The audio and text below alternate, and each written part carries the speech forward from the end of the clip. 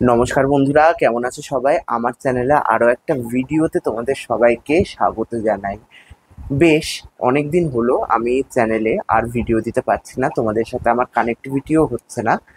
তার জন্য আমি প্রথমেই তোমাদের কাছে হাত জোর করে ক্ষমা চেয়ে নিচ্ছি। দোষটা আমারই, এতদিন আমি কোনো রকম ভিডিও দিতে পারিনি। যদিও বা তার পেছনে কারণ ছিল, বেশ কয়েকটা কারণ ছিল। তো আজকে আমি ভাবলাম যখন আপাতত একটুখানি আমি ফ্রি হয়েছি তখন আমি ভিডিওটা তোমাদের উদ্দেশ্যে করে নিই আর কি। নচেৎ তোমরাও ভাবছো হয়তো দাদার শরীর খারাপ, কিন্তু ব্যাপারটা হলো এই যে ফোনটাতে এখন আমি ভিডিও বানাচ্ছি, এই ফোনটা আমি 1 বছর আগে ইউটিউবে ভিডিও বানাবো বলেই কিনেছিলাম। আমার কাছে আরও একটা ফোন আছে, কিন্তু সেই ফোনটার পুরোপুরি মেমোরি ফুল আর সেই ফোনটা বহু বছরের পুরনো, তাতে কোনো রকম ভিডিও শ্যুট করা যায় না। এবার যাই হোক, যেটা বলছিলাম, এই যে এই ফোনটা আমার হাত থেকেই পড়ে গিয়ে এর ব্যাক ক্যামেরাটা ভেঙে গিয়েছিল। আর ব্যাক ক্যামেরাটা ভেঙে যাওয়ার দরুন আমি ভিডিও করতে পারছিলাম না। ফ্রন্ট ক্যামেরার ভিডিও করাই যায়, কিন্তু যে কোনো কিছু শ্যুট করতে গেলে ব্যাক ক্যামেরা কতটা ইম্পর্টেন্ট তোমরা তো সবাই জানো। তো তার জন্য আমি এই ফোনটাকে সারাতে দিয়েছিলাম, আর আমার এই ফোনটার ইন্স্যুরেন্স করানো ছিল। তার জন্য যখন আমি সারাতে দিয়েছিলাম আমাকে বলা হলো 1 সপ্তাহ বাদে আমি ফোনটা হাতে পাবো। তো তার জন্য তো আমি ফোনটা 1 সপ্তাহের জন্য আমার হাতছাড়া ছিলই, 1 সপ্তাহ বাদেই আমি হাতে পেয়েছি। আর তারপরে অনেকেই বন্ধুরা দেখলাম তোমরা জিজ্ঞাসা করেছো, দাদা তোমার কি শরীর খারাপ? আমার শরীর খারাপ না, কিন্তু আমার কাছের মানুষের একটু শরীর খারাপ ছিল, তবে ঈশ্বরের আশীর্বাদে সেও এখন ভালো আছে। তো এইসব নানান রকম কারণে নিজে একটু বিজিও হয়ে গেছিলাম, তাই জন্য আর রেগুলার ভিডিও করার মতন সময় আমি বার করতে পারছিলাম না। তার জন্য আবারও তোমাদের কাছে আমি ক্ষমা চেয়ে নিচ্ছি। তো আজকে যখন আমি একটু ফাঁকা হয়েছি তখন আমি ভাবলাম এই ভিডিওটা বানিয়ে নিই। তোমাদের অনেক রকম প্রশ্নও ছিল, আমি বলেছিলাম কিউএনএ ভিডিওতে, তোমরা মানে কিউএনএ পোস্ট করেছিলাম যে তোমরা বিভিন্ন রকম প্রশ্ন আমায় করো, আমি তার উত্তর দেবো। তো আজকের তোমাদেরই করা কিছু বাছাই করা প্রশ্নের উত্তর আমি এই কিউএনএ ভিডিওটার মাধ্যমে তোমাদেরকে দেওয়ার চেষ্টা করব। ভিডিওর শুরুতেই যে বিষয়টা নিয়ে আমি কথা বলবো সেই বিষয়টা হচ্ছে কৃষ্ণ জন্মাষ্টমী আর মনসা পুজো। প্রথমেই বলি কৃষ্ণ জন্মাষ্টমীর সময়সূচি নিয়ে।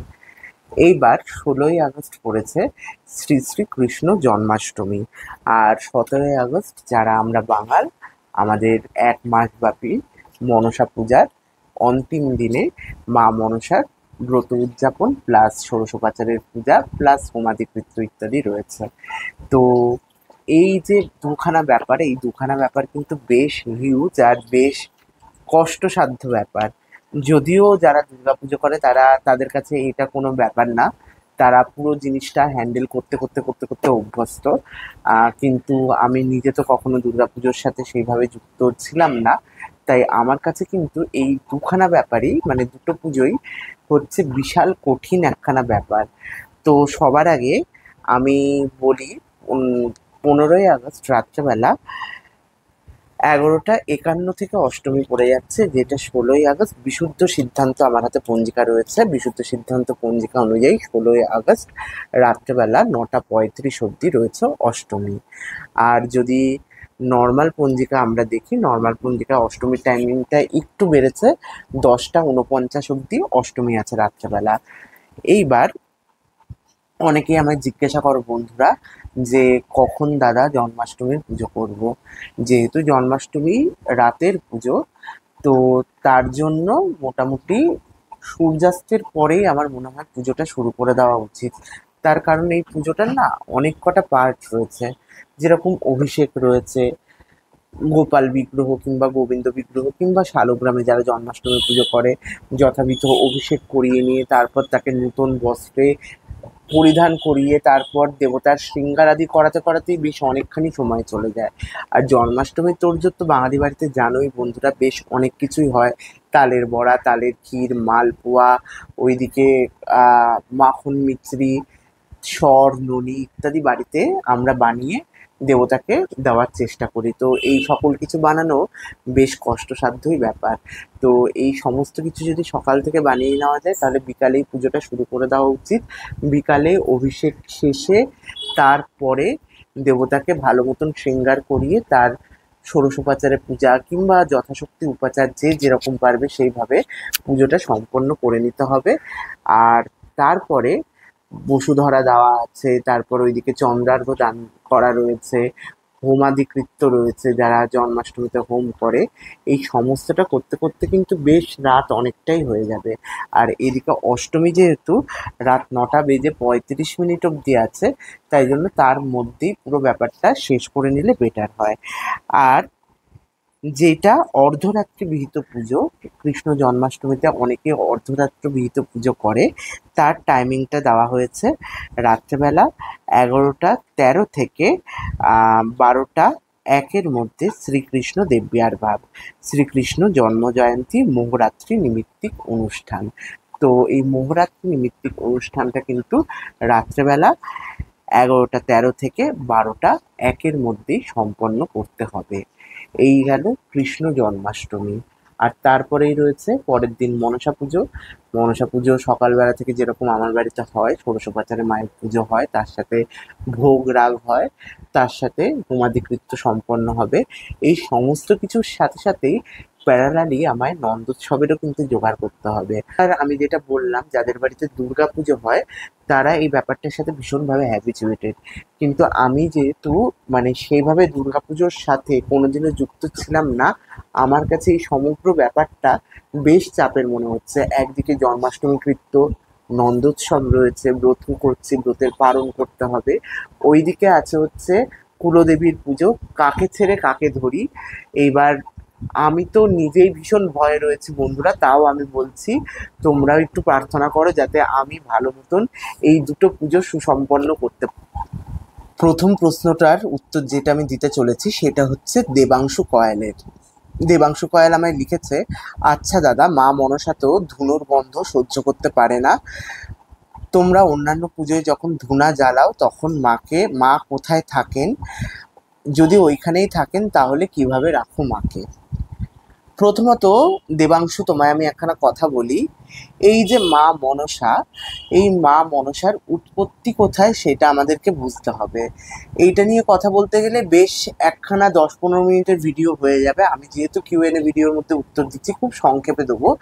দেবী ভাগবত কি বলছে? দেবী ভাগবতে বলছে আদ্যাশক্তি মহামায়ার পঞ্চম অংশজাতা হচ্ছে এই মনসা তথা পদ্মাবতী, যিনি কিনা কুলকুণ্ডলিনী শক্তির প্রতীক। তার জন্যই আমাদের কুলকুণ্ডলিনী রূপী নাগের অধিষ্ঠাত্রী তিনি। তো যিনি স্বয়ং আদ্যাশক্তি মহামায়ার অংশ, তার সামনে ধুনো কিংবা ধূপ জ্বালালে সে সহ্য করতে পারবে না, এই ধারণাটা সম্পূর্ণ ভ্রান্ত। এইটা কিছু অঞ্চলের দেশাচারের জন্য সর্বত্র প্রচলিত হতে শুরু করেছে। আমার বাড়িতে যখন মনসা পুজো হয় তখনও আমি ধুনো জ্বালাই, কারণ না তিনি স্বয়ং আদ্যাশক্তি মহামায়া। আর যখন অন্যান্য পুজো হয় তখনও আমি ধূপ ধুনো দিই। যে স্বয়ং আদ্যাশক্তি মহামায়া, তার কিন্তু এই সামান্য ধুনোর গন্ধে কোনো রকম অসুবিধা হওয়ার কথা নয়। তিনি, এই তো গেল দেবী ভাগবতের প্রসঙ্গ। কিন্তু আমরা যদি মঙ্গল কাব্যের দিকে একটু চোখ রাখি তাহলে কিন্তু আমরা দেখতে পারবো এই মঙ্গল কাব্যের এক জায়গায় কিন্তু এই ভগবতী দুর্গা এবং জগৎ গৌরী, অর্থাৎ গৌরী এবং জগৎ গৌরী মা মনসা, এরা দুজন যে এক তত্ত্ব সেটা বোঝানো রয়েছে। আর সেটা বোঝানো আছে কোথায় জানেন বন্ধুরা? সেটা রয়েছে বিজয়গুপ্তের মনসা মঙ্গলে। আমার বাড়িতে তো বিজয়গুপ্তের মনসা মঙ্গল পাঠ করা হয় না, কিন্তু এই বিজয়গুপ্তের মনসা মঙ্গল আমি পড়েছিলাম। এক্স্যাক্টলি বিজয়গুপ্তের উদ্ধৃতিটা আমি এখন বলতে পারছি না, কারণ না আমার আর সেটা এক্স্যাক্ট মনে নেই। কিন্তু যেটা লেখা তার ভাবার্থ করলে দেখা যাচ্ছে চাঁদ সদাগর যখন বাম হস্তে দেবী পদ্মাবতীকে ফুল অর্পণ করলেন, পুষ্প অর্পণ করলেন, তখন আকাশে নাগ রথে দেবী পদ্মাবতী অর্থাৎ মা মনসা চাঁদ সদাগরকে দর্শন দিল। আর তার সাথে সাথে আরেকজন দেবীও কিন্তু চাঁদ সদাগরকে দর্শন দিয়েছিলেন। সেই দেবী হচ্ছেন চাঁদ সদাগরেরই আরাধ্য দেবী দুর্গা, অর্থাৎ দেবী গৌরী। কিন্তু এই চাঁদ সদাগর যখন এই দুই দেবীকে একত্রে একসাথে দেখলেন তখন তিনি দেখলেন এক আশ্চর্য মিল এই দুই দেবীর মধ্যে। এই দুই দেবীকে কিন্তু মানে এই দুই দেবী কিন্তু দেখতে আকৃতিতে একই রকম। দুজনের মুখের গঠন থেকে শুরু করে দুজনের বিন্যাস অনেকটা একরকম। আর এর থেকেই চাঁদ সদাগরের মনে চলে আসা ভ্রান্ত ধারণাগুলো দূরীভূত হলো এবং তিনি তখন দেবীর কাছে ক্ষমা প্রার্থনা করলেন এবং দেবীকে বললেন যে কেন দেবী তুমি আমার সাথে এই ছলনা করলে। এই তো শ্রী শ্রী চণ্ডীতে আমরাও দেখছি যে যেখানে শ্রী শ্রী চণ্ডীতে ভগবতী স্বয়ং বলছেন এই জগতের যত শক্তি রয়েছে সকলই তারই অংশ। সেদিক থেকে দেখতে গেলেও কিন্তু মা মনসা কোনো দিক থেকেই ভগবতীর থেকে কোনো অংশে কম নয়, তাই সামান্য ধূপ ধুনোতে তার কোনো অসুবিধা আছে বলে আমার মনে হয় না। এগুলো সম্পূর্ণ ভ্রান্ত ধারণা। যেরকম আমরা কিছু ধারণা পোষণ করে আসছি অম্বুবাচীকে ঘিরে, ঠিক সেরকমই মা মনসা কিংবা ধুনোর গন্ধ সহ্য করতে পারে না, কিংবা মা মনসাকে বিসর্জন দেবো না, গাছতলায় বসিয়ে রাখবো, মা শীতলাকে বিসর্জন দেবো না, গাছতলায় বসিয়ে রাখবো। এগুলো প্রচলিত ভুল ধারণা। এগুলো যত তাড়াতাড়ি বর্জন করা যায় ততই মঙ্গল। সবসময় আমি বলি দেশাচারকে মান্যতা দেওয়ার জন্য, কিন্তু কিছু ভ্রান্ত দেশাচার এখনো আমাদের মধ্যে বর্তমান। যেরকম এইমাত্র আমি তোমায় বললাম যে গাছতলায় ঠাকুর বসিয়ে রাখা মতন ঘটনা, কিংবা পুজোয় ধূপ ধুনো জ্বালাবো না এরকম ঘটনা। তো এইগুলোকে বর্জন করে নেওয়াই উচিত। সুমিত পাল 10 ঘরা থেকে দেখছে। সুমিত পাল লিখেছে পুজোর আয়োজন দাদা খুব সুন্দর, সাবেকি মডেলের তাম্রকুণ্ড কোথায় পাবো। আমি সবার আগে একটা কথা তোমাদেরকে বলি, আমার কাছে বিশেষ পুরনো কোনো বাসন নেই, আর যেইটুকুই বা বাসন রয়েছে সেইটুকুও আমি 2018 সালের আগে গিয়ে কিনেছি। তো এখন কোথায় পাওয়া যায় কিংবা তার কত দাম হবে সেইটা বলা, মানে এক্স্যাক্ট ওয়েতে বলা আমার পক্ষে বেশ ইম্পসিবল। তবে মৌলালি, নতুন বাজার এই সকল জায়গায় কিন্তু সাবেকি মডেলের জিনিসপত্র এখনও খোঁজ নিলে পাওয়া যায়। এছাড়াও শোভাবাজারেও পাওয়া যেতে পারে। শোভাবাজার কুমারটুলির সাইডে গেলেই 3-4টে দোকান তোমরা দেখতে পাবে। তো সেইখান থেকেই যে কোনো রকমের কাঁসা পিতলের জিনিস তোমরা পেয়ে যেতে পারো, যদিও মূল্য অত্যন্ত অধিক। আগেই বলে দিচ্ছি, যদি আয়ত্তে কুলায়, যদি সাধ্যে সামর্থ্যে পোষায় তাহলেই তোমরা নিতে পারো। আর খুঁজতে হবে, প্রচুর পরিমাণে খুঁজতে হবে, তবেই কিন্তু পাবে তোমরা। তারপরে সৈকত নস্কর লিখেছে শালগ্রাম শিলা কেনা বা বিক্রয় করা বারণ জানি, তবু বলি এমন কেউ আছেন যে আমায় শালগ্রাম শিলা দিতে পারে, প্রভুকে দক্ষিণা সহকারে নিজের কাছে রাখতে পারি, কেউ থাকলে প্লিজ জানাবেন। আমার তো পরিচিত কেউ নেই যে কিনা শালগ্রাম শিলা কাউকে দান করবে বলে। আমার কাছে এরকম লোক সত্যিই জানা নেই। আর শালগ্রাম শিলা সত্যিই এতটা দুষ্প্রাপ্য, আমরা প্রত্যেকেই যারা শালগ্রাম সেবা করি অত্যন্ত কষ্ট করেই আমরা নিজেদের গৃহে শালগ্রামকে এনেছি। তো সেই শিলা যদি কেউ দান করে তাহলে বলতে হবে যে তোমার ভাগ্যটা খুবই ভালো। আর আমার জানা নেই, আমার ভিডিওটা দেখছে অনেকেই, কেউ যদি সহৃদয় ব্যক্তি থাকে যে সৈকত নস্করকে দান করতে চান তাহলে অবশ্যই যোগাযোগ করতে পারেন। তারপরে অজয় দাস, দাদা অনেক দিন আসছো না, তোমার কি শরীর খারাপ? আমি আগেই উত্তরটা দিয়ে দিয়েছি তোমাদেরকে। আমি ভীষণ পরিমাণে ব্যস্ত ছিলাম, আমার ফোন ভেঙে গেছিলো, তাই জন্য এতদিন আমি ভিডিও করতে আসতে পারিনি। পিন্টু রয় আমায় প্রশ্ন করেছে দাদা পুরোহিত দর্পণ বইটা কোন লেখকের ভালো হবে। আমার কাছে যে বইটা রয়েছে পুরোহিত দর্পণ, পণ্ডিত সুরেন্দ্র মোহন ভট্টাচার্যের লেখা। পণ্ডিত সুরেন্দ্র মোহন ভট্টাচার্য, উল্টো দিকে তোমরা দেখতে পাচ্ছ। তো এই বইটা কিন্তু মোটের ওপর ভালো, এর মধ্যে অনেক কিছুই তোমরা জানতে পারবে। সমস্ত পুজো বিধি আলাদা আলাদা করে দেওয়া রয়েছে। এবার পুজোটা তো একখানা সে অঙ্কের মতন, একখানা ফর্মুলা ধরে আমরা সবাই করি। তো সেইটা যদি বুঝে যাও এই বইটা কিন্তু খুবই ভালো তোমাদের কাজ দেবে। তার পরের প্রশ্নটা করেছে টুম্পা রয় চৌধুরী, লক্ষ্মী দেবী ও সরস্বতী দেবীর আবরণ দেবদেবী কে? এবার আমরা প্রত্যেকেই জানি যে কোনো পুজো করতে গেলে আগে গুরু পূজা, তারপর পঞ্চদেবতার পুজো, আর বানলিঙ্গ থাকলে বানলিঙ্গের পুজো। তো মোটামুটি তো এই জায়গার এই পোর্শনটা তাও এক। এবার তারপরে কি করতে হবে? তারপরে করতে হবে যে দেবীর পূজা হচ্ছে তার মূল পূজা। যদি লক্ষ্মী পূজা হয় তাহলে মা লক্ষ্মীর ষোড়শোপচার পূজা, যদি সরস্বতী হয় তাহলে মা সরস্বতীর ষোড়শোপচার পূজা। তারপর আসি এনাদের সপরিবার কিংবা আভরণ দেবদেবী। তো আভরণ দেবদেবীদের মধ্যে দুজনেরই সরঙ্গ দেবতা রয়েছে, লক্ষ্মীরও রয়েছে, সরস্বতীরও রয়েছে। তার সাথে রয়েছে যেটা লক্ষ্মী পুজোয় নারায়ণ, কুবের এবং ইন্দ্রের পুজো, তার সাথে রয়েছে অষ্টনিধির পুজো, আর তারপর রয়েছে সাবরণ দেবীর পুজো। অনেকে অনেকের জায়গায় দেখেছি নবগ্রহের পুজো আলাদা করে করবার বিধান দিয়েছে, আর গন্ধপুষ্পে দেবীর বাহন প্যাঁচার পুজো করার উল্লেখ আমি অনেক জায়গায় দেখেছি।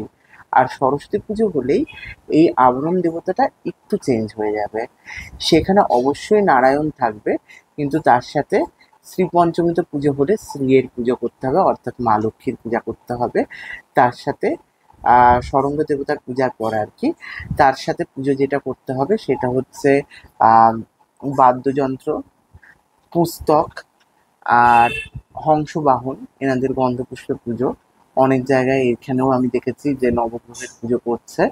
আর তারপরে যেটা হয় সেটা হচ্ছে সাবরণ দেবদেবীর পুজো, অর্থাৎ সাবরণ দেবতার পুজো, অর্থাৎ দেবতার যত আবরণ দেবতা আছে প্রত্যেকের একত্রে গন্ধপুষ্প কিংবা যথাশক্তি উপাচারে, পঞ্চোপচারেই সবাই যে সাধারণত আমরা পুজো করি সেই উপাচারে পুজো করে নেওয়া। আশা করি টুম্পা রায়চৌধুরীর সমস্ত প্রশ্নের উত্তর আমি যথাযথ দিতে পারলাম। অনেকদিন বাদে ভিডিও করছি, আমারও বলতে ভুল হতে পারে, দয়া করে ক্ষমা করে দিও। আরেকখানা আইডি থেকে আমায় প্রশ্ন করেছে পাগল শিল্পী মানুষ, সে লিখেছে, দাদা তোমার ওই বেলজিয়াম গ্লাসের মোমদানিগুলি কোথা থেকে কেনা ও কত দাম? ঠাকুরের গয়না কোথা থেকে কেনা ও কত দাম? এই কত দাম ব্যাপারটা বলাটা আমার পক্ষে ভীষণ প্রবলেমেটিক। আমি আগেও বলছি, আমি অনেক দিন আগে এইগুলো বানাতাম, আর বর্তমানে রূপোর গয়নার যা দাম, সেই দাম হিসাবে অনেক সাধারণ মানুষই গয়না গড়ানোর কথা ভাবতে পারে না। তো যাই হোক, এখন তো গড়ানহাটা বলে কলকাতায় একটা জায়গা আছে, আমরা প্রত্যেকেই জানি। সেখানে খুব সুন্দর সুন্দর ঠাকুরের ছোট ছোট গয়না ইমিটেশনের ভালোই পাওয়া যাচ্ছে, সেখান থেকে কিন্তু তোমরা ঠাকুরের গয়না কালেক্ট করতে পারো। আর আগেই বলি, এই আগে একখানা ভিডিওতে আমি বলেছিলাম, সম্ভবত রাসের ভিডিওতেই হয়তো বলেছিলাম, চারিদিকে বেলজিয়াম গ্লাসগুলো জ্বলছে ঝকঝকে তকতকে, তখনই আমি এই কথাগুলো বলেছিলাম। এটা মোটেও বেলজিয়াম গ্লাস নয়, কারণ না বেলজিয়াম গ্লাসের একটা গ্লাসের দাম যা হবে সেটা জোগাড় করতে গিয়ে আমার গলদঘর্ম অবস্থা হবে। কলকাতার পোদ্দারপুরে একখানা বিশাল বড় লাইটের মার্কেট আছে, সেইখানে গেলে মোটামুটি একটু যদি তোমরা ঘোরাঘুরি করো এই ধরনের গ্লাসগুলো তুমি দেখতে পাবে। আমি যখন কিনেছিলাম তখন এর দাম ছিল 150 টাকা করে, এখন ম্যাক্সিমাম বেড়ে 200 টাকা হলেও হতে পারে, কিংবা 180ও হতে পারে এক একটা গ্লাসের দাম। কোয়ালিটির ওপর ডিফাইন করে, একটু যদি ভালো কোয়ালিটির নিতে চাও তাহলে 350 450 টাকারও এক একটা গ্লাস হবে। তো ওইখান থেকে গ্লাসগুলো কিনে নেবে। ফ্লিপকার্ট, অ্যামাজন সব জায়গায় হচ্ছে মোম স্ট্যান্ড পাওয়া যায়, সেগুলো অর্ডার করে বাড়িতে আনিয়ে নেবে। সেগুলো একসাথে দাম বোধহয় এখন এক একটার দাম বোধহয় 800 টাকা করে হয়েছে। আমি যখন কিনেছিলাম তখন 400 টাকা ছিল, অনেক দিন আগে। তো ওইগুলো বাড়িতে আনিয়ে নেবে, এনে ফিক্সড করে নেবে, তাহলে এরকমই লুকসের তোমরা গ্লাস পেয়ে যাবে। আর তোমাদের যদি অ্যান্টিক লুকসেরই ওরকম গ্লাস, ওরকম বেলোয়ারি গ্লাস কিংবা বেলজিয়াম গ্লাস চাই, তাহলে তোমরা একটু খোঁজ খবর রাখো। বিভিন্ন রকম ইনস্টাগ্রামে আমি পেজ দেখেছি যেখানে কিনা সামান্য সামান্য জিনিসের প্রচুর পরিমাণে দাম, যদিও সেগুলো পুরনো, তার জন্য তার মার্কেট ভ্যালু আছে। আমার সামর্থ্য নেই, তাই জন্য আমি সস্তায় যেটা আমার পক্ষে পুষ্টিকর সেই জিনিসটা দিয়ে আমি দুধের স্বাদ ঘোলে মিটিয়ে নিচ্ছি। এবার যাদের সামর্থ্য আছে তারা কিন্তু ইনস্টাগ্রামের বিভিন্ন পেজ থেকেও পুরনো জিনিস আনাতে পারে, সেটা সম্পূর্ণ তাদের ব্যাপার। আমি যেখান থেকে যেটুকু কালেক্ট করেছি সেটা যথাযথভাবে তোমাদের সামনে বলে দেওয়াটা আমার কাজ, আমার কর্তব্য মনে হয়। আমি এই ব্যাপারগুলো চট করে লোকাই না, তো সেটা আমি তোমাদেরকে জানিয়ে দিলাম। এবারে একটা মজার প্রশ্নের উত্তর দেবো, আর এই প্রশ্নটা করেছে আবেরি দত্ত। আবেরি আমায় প্রশ্ন করেছে, বাড়িতে বড় করে দুর্গা পুজো কিংবা কালী পুজো এই সমস্ত কিছু করতে কিরকম কি খরচা হয়? এইটা মজার প্রশ্ন কেন বললাম, এর উত্তরটার মধ্যেই বন্ধুরা তোমরা বুঝতে পারবে। দুর্গা পূজা, এটাকে আমরা মহাপুজোও বলে থাকি। আর কলিকালের অশ্বমেধ যজ্ঞ, অর্থাৎ পুরাকালে অশ্বমেধ যজ্ঞ করলে যে ফল লাভ হতো, কলিকালে দুর্গা পুজো করলে সেই অশ্বমেধ যজ্ঞের সমান ফল প্রাপ্তি হয়, এটা শাস্ত্রের বচন। তো সেক্ষেত্রে খুব সামান্যভাবে পুজো করলেও সেই খরচটা গিয়ে বিশাল দাঁড়ায়। আর শুধুমাত্র অর্থবল থাকলেই এই জীবনে দুর্গাপুজো করা কখনোই সম্ভব নয়। তার সাথে তোমায় থাকতে হবে সেই রকম লোকবল। এই অর্থবল আর লোকবল উভয়ের সমন্বয়ে কিন্তু গৃহস্থ কিংবা যজমান বাড়িতে দুর্গোৎসব পালন করতে পারে, দুর্গাপূজা পালন করতে পারে, নচেৎ কিন্তু নয়। আর এর সাথে যেটা আরো বেশি জরুরি সেটা হচ্ছে ভগবতীর কৃপা। যারা পুরোনো দিন থেকে করে আসছে তারা ব্যাপারটার সাথে ভীষণভাবে হ্যাবিচুয়েটেড। তারা জানে যে কখন কিভাবে সময় ম্যানেজমেন্ট করতে হয়, কিন্তু যারা নতুন পুজো শুরু করছে তাদের কাছে কিন্তু জিনিসটা ভীষণ টাফ। ভগবতীর যদি অশেষ কৃপা অশেষ করুণা থাকে তাহলে অবশ্যই বাড়িতে দুর্গাপুজো করা সম্ভবপর হয়। আর আবিরই যেহেতু আমায় একখানা অঙ্ক জিজ্ঞাসা করেছে যে মানে কত অ্যামাউন্টের মানে খরচ হতে পারে, আমার মনে হয় বাড়িতে খুব মিনিমাম ভাবে দুর্গাপূজা করলেও তার খরচটা ১.৫ থেকে ২ লাখ টাকা হয়, খুব মিনিমাম ওয়েতে। বড় তো তুমি যত ইচ্ছা করতে পারো, কেননা বর্তমান কুমারটুলিতে দুর্গা প্রতিমার দামই মোটামুটি, যদি এক চালার দুর্গা প্রতিমা তুমি নিতে যাও, যদি ঠিকঠাক তার হাইট হয় তাহলে তার দাম ৩০,০০০ টাকার কম কিছুতেই নয়। হ্যাঁ, এবার আশেপাশে অনেক আরও কুমোররা রয়েছে, মোটামুটি ১৭, ২০, ২৫ এরকম হচ্ছে এক চালার ঠাকুরের বিভিন্ন উচ্চতার হিসাবে দাম নির্ধারিত হয় তার দাম। তো ১৭,০০০ আমি আগের বারে শুনেছিলাম, এবারে মনে হয় না ১৭,০০০-এ এক চালার ঠাকুর আর কেউ বিক্রি করছে। সব জায়গায় হচ্ছে, যেহেতু দ্রব্যমূল্য বৃদ্ধি পাচ্ছে আমরা দেখতে পাচ্ছি, আমাদের দৈনন্দিন বাজারের বিভিন্ন জিনিসের দাম বৃদ্ধি পাচ্ছে, সুতরাং মূর্তির দামও বৃদ্ধি পাবে, এটা খুব ভালোভাবেই আমরা জানি। তো মূর্তির দাম জেনারেলি বৃদ্ধি পেয়েছে। আর একটু ভালো মূর্তি নিতে গেলে, একটু ভালো মূর্তিকারের থেকে মূর্তি নিতে গেলে খরচাটা কিন্তু ৩০,০০০, ৪০,০০০ আরামসে চলে যায়। কেননা মূর্তির সাথে শুধু মূর্তি নয়, সাজেরও খরচ রয়েছে। তো যেখানে শুধুমাত্র প্রতিমাতেই এতটা খরচ হয়ে যায়, সেখানে পুরো পুজো নামাতে বেশ অনেকখানি খরচ হয় বলেই আমার মনে হয়। আর না, আমি আগেও বলছি আমি দুর্গাপুজোর সাথে সেভাবে যুক্ত ছিলাম না, তবে আমার যেটা ধারণা যে এই ৪ দিনের বিভিন্ন ষোড়শোপচার, শ্রী শ্রী চণ্ডীপাঠ, চণ্ডীপাঠের দক্ষিণা, তার সাথে হোমকর্ম রয়েছে, এর সাথে দেবীর ভোগ রাগ রয়েছে এই এতদিন ধরে, তো সমগ্র কিছু নিয়ে খরচাটা বেশ অনেকটাই দাঁড়ায়। আর এবার আসি কালী পুজো। কালী পুজোয় যখন প্রথমবার আমি কালী পুজো করি ২০১৫ সালে, তখন আমার সমগ্র পুজো করতে খরচ হয়েছিল মাত্র ৭,০০০ টাকা। আর এবারে যখন আমি ২০২৫ সালে কালী পূজা করছি, তখন কিন্তু খরচ আমার অনেকটাই বেড়ে গেছে। তো দ্রব্যমূল্য বৃদ্ধির সাথে সাথে খরচও বাড়বে, এটা খুব জানা কথা। তো তাই জন্য কত খরচ হয় আর কত বড় করে পুজো করা যায়, এই জিনিসটা আমাকে না জিজ্ঞাসা করাই ভালো। কারণ আমি খুব সামান্য উপায়ে পুজো করতে, মানে যতটুকু দরকার ততটুকু দিয়েই পুজো করতে অভ্যস্ত। আমি খুব বিশাল অ্যারেঞ্জমেন্ট করি না কোনো পুজোতেই। তাই কত বড় করে পুজো করব সেটা সম্পূর্ণ যে পুজো করবে তার উপর নির্ভর করছে। এর পরের প্রশ্নটা করেছে গৌরব বিশ্বাস, দাদা তোমার গুরুদেবকে। তার উত্তরটাও শুভাগত আচার্য বলে আরেকজন সাবস্ক্রাইবার ভাই আমার সেই দিয়ে দিয়েছে। আমার গুরুদেব হলো রামকৃষ্ণ মিশনের পরম পূজ্য প্রেসিডেন্ট মহারাজজি, স্বর্গীয় শ্রী স্বামী শরণানন্দজি মহারাজ। এরপরে অনন্ত বণিক আমায় লিখেছে, দাদা মহাকালের ষোড়শ কিভাবে প্রস্তুত করব, কারণ দেবীদের ষোড়শের সাথে দেবতাদের ষোড়শের কিছু পার্থক্য রয়েছে। কিছু পার্থক্য রয়েছে বলতে মূল উপকরণ একই। এবার দেবীদের মানে সিঁদুর রয়েছে, দেবতার সেটা নেই, সেখানে শুধুমাত্র চন্দনের উল্লেখ রয়েছে। কাজল রয়েছে, কাজলেরও দেবতার কোনো উল্লেখ নেই। এরকম টুকটাক টুকটাক জিনিস একটু আলাদা রয়েছে। তো দেবতার ষোড়শের ওপর আমি পরবর্তীতে একখানা ভিডিও দেবো, কি করে দেবতার ষোড়শ হয়। তো মহাকালের ষোড়শ যেটা তুমি জানতে চেয়েছো, একটাই কথা বলবো, মহাকালের ষোড়শে হচ্ছে দেবতাকে গঞ্জিকা দেওয়ার নিয়ম আছে। এইটুকুই হচ্ছে বিভিন্ন পুরুষ দেবতার সাথে মহাকালের ষোড়শোপচারের পূজার একটুখানি আলাদা পার্থক্য। তো এইটা এমন কোনো ব্যাপার না। নেক্সট বার যখন বাড়িতে কালী পূজা হবে তখন আমি দেবতার ষোড়শ তোমাদের দেখিয়ে দেবো। আর তার আগেই যদি দরকার হয় তাহলে আমি, এই জন্মাষ্টমী আসছে, কৃষ্ণ জন্মাষ্টমীতেও আমি ষোড়শ সাজাবো, তো দেবতার ষোড়শে আমি কি কি দিই সেটা আমি তখন ভালো করে দেখিয়ে দেবো। শুভাগত আচার্য, তার সাথে অনেকেই আমায় আরেকখানা সুদীপ, সুদীপ্ত নস্কর, শুভাগত আচার্য, সুদীপ্ত নস্কর, সকলে আমায় বলেছে, দাদা শ্রীকৃষ্ণের ষোড়শ নিবেদনের মন্ত্র সহকারে কিভাবে নিবেদন করব সেইটা একটু জানাও। তো আমি তাদের উদ্দেশ্যে বলি, আমার আগের বারের জন্মাষ্টমীর ভিডিওতে, জোগাড়ের ভিডিওতে এই ষোড়শ সাজানোর কিন্তু ভিডিও অলরেডি দেওয়া আছে। আর মন্ত্রগুলো সমস্ত কিছু এই পুরোহিত দর্পণ বইটায় পেয়ে যাবে, ষোড়শ নিবেদনের মন্ত্র। আর সেখান থেকে একটু তোমরা দেখে নিতে পারো। আর যদি এক্ষুনি দেখতে চাও তাহলে আগের বারে যে আমার পুজোর যে পূজা বা পুজোর যে অংশটুকু আছে সেই অংশটুকুর মধ্যে কিন্তু ষোড়শোপচারের মন্ত্র সহিত নিবেদনটাও দেখানো রয়েছে, সেটা একটু কাইন্ডলি দেখে নিলে ভালো হয়।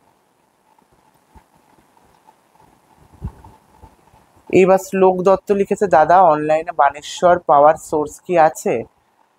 আমি তোমাদের একটা কথা বলি, অনলাইনে বানেশ্বর কিংবা অনলাইনে শালগ্রাম কেনার এক্স্যাক্ট সোর্স আমার সত্যি জানা নেই। বেশিরভাগ জায়গায় কি হয়, ফলস শালগ্রাম কিংবা বানেশ্বর বলে নর্মদা লিঙ্গ দিয়ে দেয়, আর শালগ্রাম তো ভেতরের চক্রটা এমসিল দিয়ে তৈরি করে দিয়ে দেয়, বাইরে থেকে দেখে কোনো বোঝার উপায় থাকে না। তো আমি তাই জন্য কোনো রকম কোনো পেজকে এই মুহূর্তে রেকমেন্ড করতে পারছি না। যদি আমি দেখতে পাই যে ভালো এরকম কোনো পেজ রয়েছে, তাহলে আমি অবশ্যই সেটা তোমাদের সাথে রেকমেন্ড করে দেবো। আর এর সাথে লাস্ট একখানা প্রশ্নের উত্তর দেবো। অনেকেই তোমরা আবারও আমায় জিজ্ঞাসা করো, দাদা মূর্তি কোথা থেকে বানাবো, তুমি কোথা থেকে মূর্তি বানিয়েছো? আমি প্রত্যেকের উদ্দেশ্যে একটা কথা বলি, নবদ্বীপে নবদ্বীপ ধামে শঙ্কর প্রসাদ দেবনাথ বলে একজন স্বনামধন্য মূর্তিকার রয়েছে, যিনি খুব ভালো মূর্তি তৈরি করে, তোমরা তাদের সাথে কন্ট্যাক্ট করতে পারো। এছাড়াও নবদ্বীপ ধামে আরেকজন রয়েছে শ্রীজীব ক্রিয়েশন, এদের কাজও খুবই ভালো, আমার বেশ ভাল লাগে, এদের পিতলের কোয়ালিটিও খুব ভালো, তোমরা এদের সাথেই কন্ট্যাক্ট করতে পারো। তো যাই হোক, আজকের ভিডিওটা আমি এখানেই শেষ করছি, অনেক দিন বাদে ভিডিও নিয়ে এলাম, একটু বড় হয়ে গেছে কারণ না অত গুছিয়ে আগের মতন প্র্যাকটিস আর নেই কথা বলার। তো যাই হোক, তোমরা ভালো থেকো, পাশে থেকো, আর আজকের ভিডিও কেমন লেগেছে সেটা অবশ্যই জানিও।